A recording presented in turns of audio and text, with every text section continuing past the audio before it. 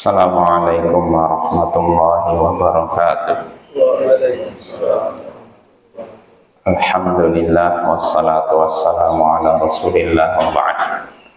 Ayolah ikhwah wal akhwat, a'azzani wa a'azzakumullah.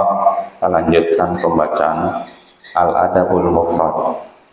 Berkata Imam Al-Bukhari rahimahullah, haddatsana Musaddad haddatsana Bishr ibn al-Mufaddal haddatsana Abu Maslamah an Abi Nadrah an Mutarrif qala Abi yantalaqtu fi wafdi Bani Amir ila Nabi sallallahu alaihi wasallam faqalu anta sayyiduna qala as-sayyidullah qalu afdaluna fadla wa a'zamuna qawla faqala qulu biqaulikum wa la yastajriyannakum syaitan.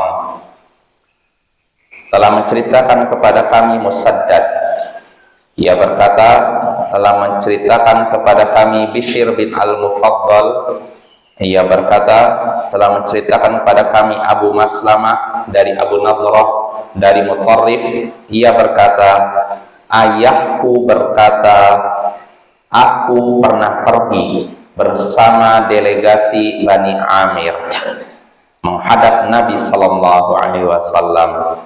Lalu mereka pun berkata, engkau adalah sayyid kami. Beliau pun bersabda, as-sayyid yang sebenarnya adalah Allah. Mereka berkata juga, dan engkau adalah orang yang paling mulia di antara kami dan yang paling baik bagi kami. Maka beliau pun bersabda, ucapkanlah perkataan kalian, tapi jangan sampai setan menyeret kalian.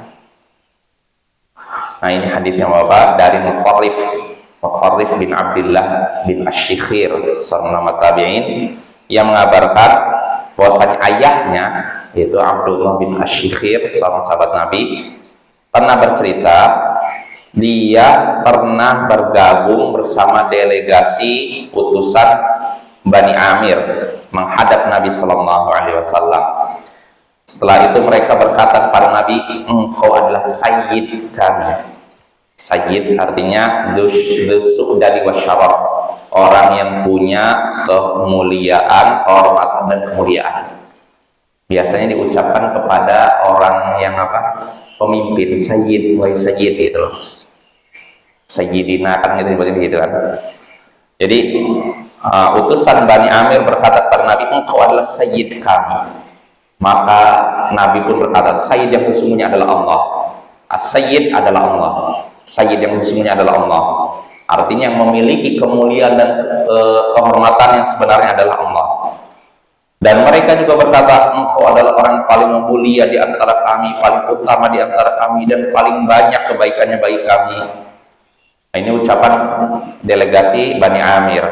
Maka Nabi pun berkata, ucapkanlah perkataan kalian, tapi jangan sampai setan menyeret kalian.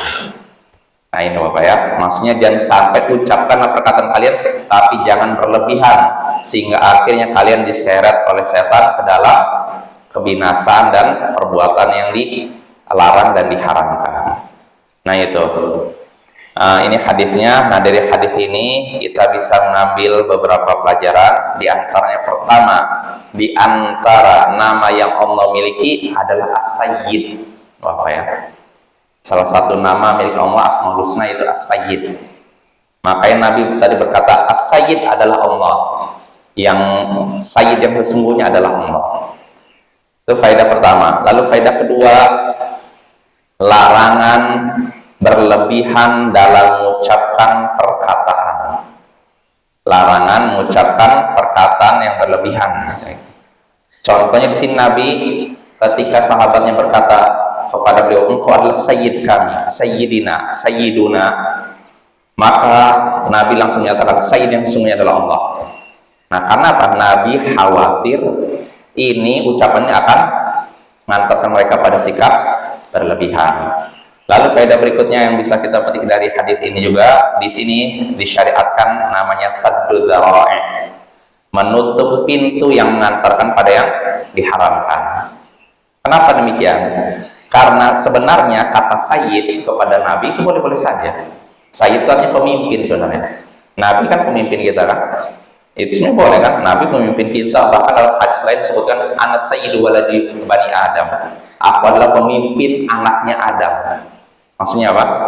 Pemimpin manusia.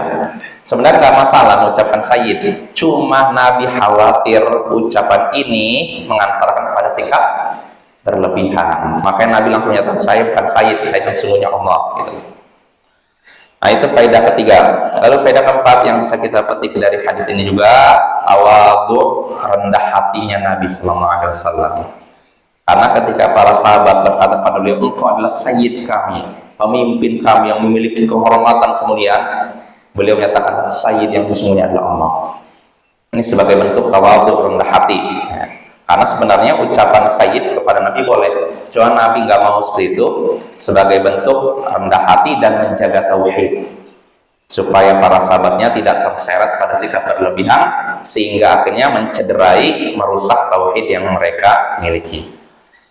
Lalu faedah terakhir yang bisa kita petik dari hadis ini,